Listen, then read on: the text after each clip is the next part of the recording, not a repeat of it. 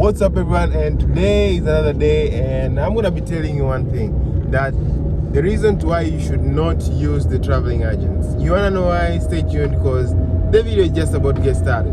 Roll the roll the intro, boss.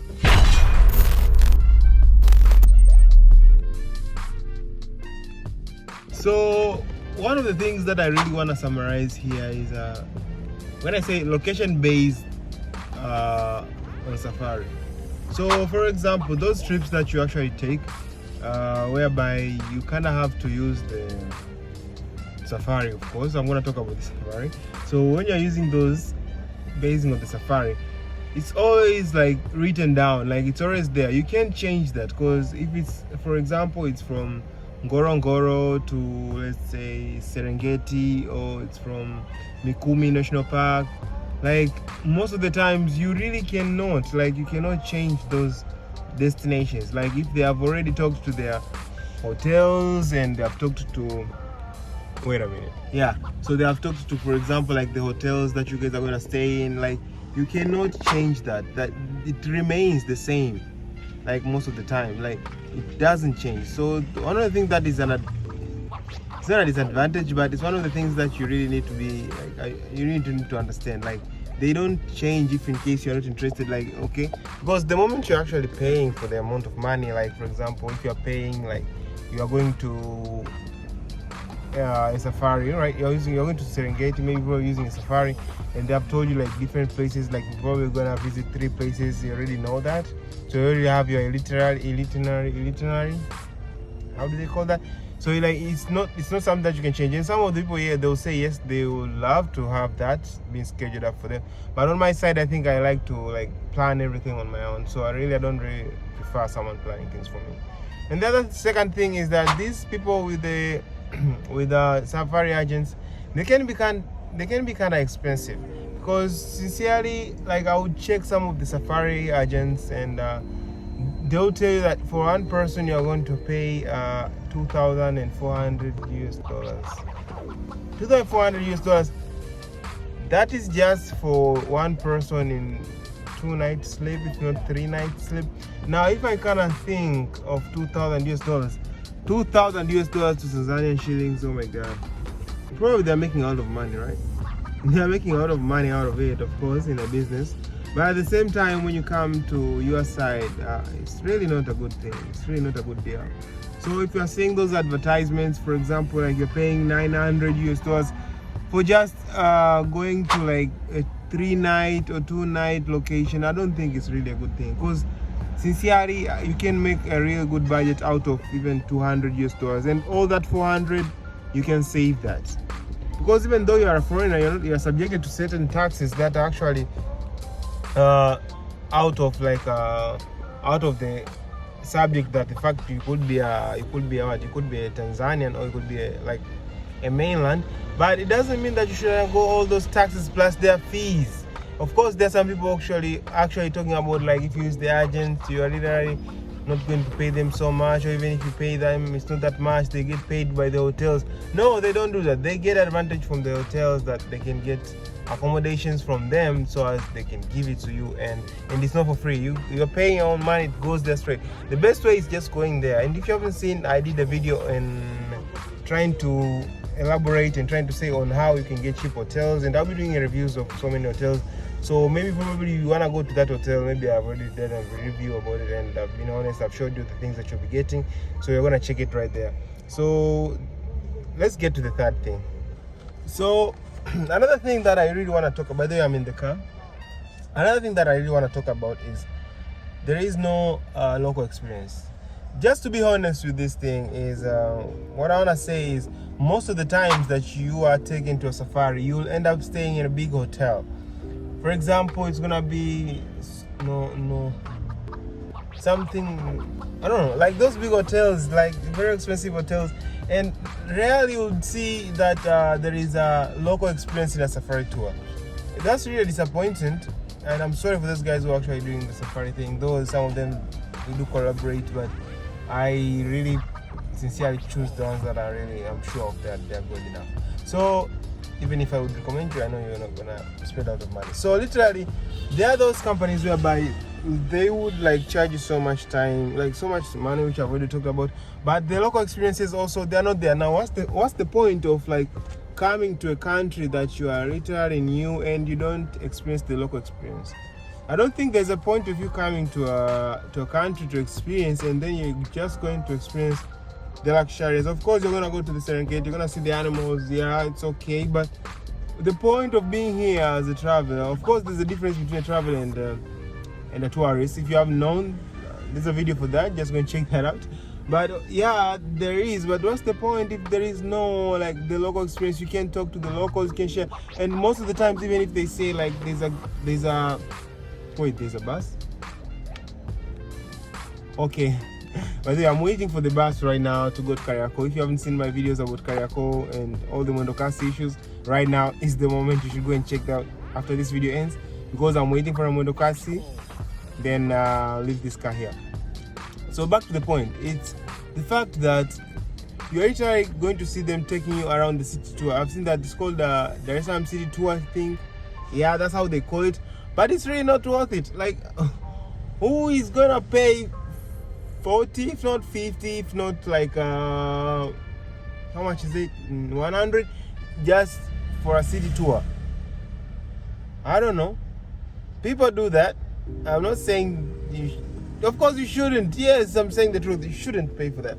It's just something that you can literally organize on yourself. Like, these are the places I want to go, and you'll pay even using, for example, if you use Bolt. I've talked about the transportation in Tanzania. I've seen that video. If you haven't, go and check that out. You should go and use that. What's the point? You're paying US dollars, Tanzanian shillings. Like, if you pay 50, that's like 150 Tanzanian shillings.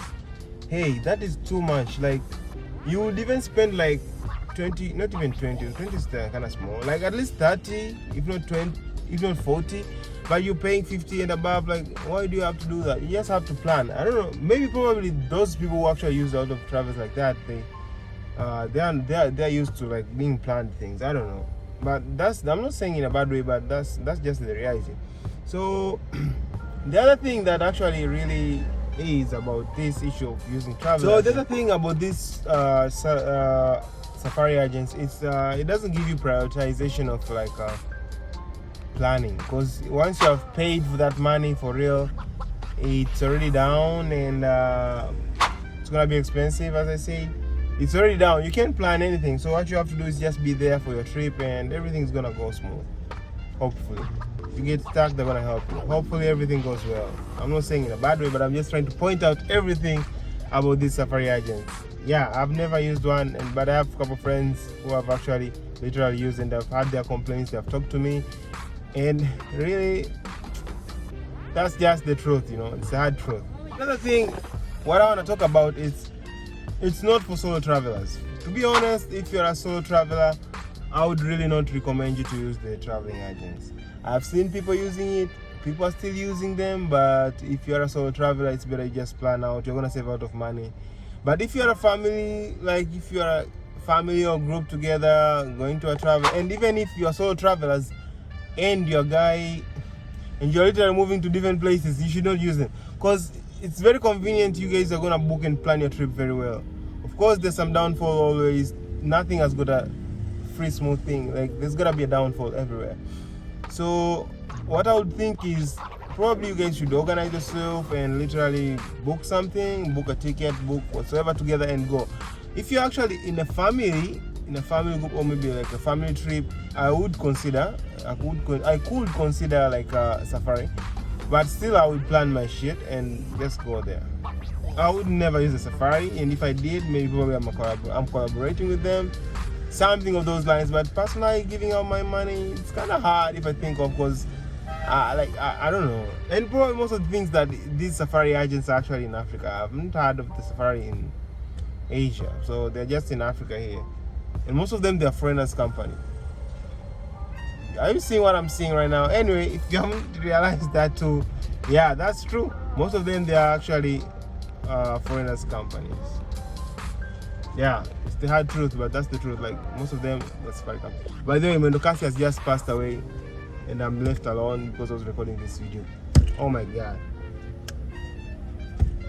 Yeah, it left me. So I have to wait for another one. Let me just finish up this video. So, another thing I want to talk about is these safari companies, when you travel with them, sometimes inside that van is just too congested. Like at the same time, you cannot plan, like, because those guys are doing business.